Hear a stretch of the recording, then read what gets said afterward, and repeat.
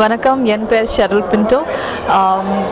Very happy to be a part of the Machan film directed by Shakti Chidambaram, Vivek sir, Karna sir, and it's an out-and-out comedy film. My character is also a comedy.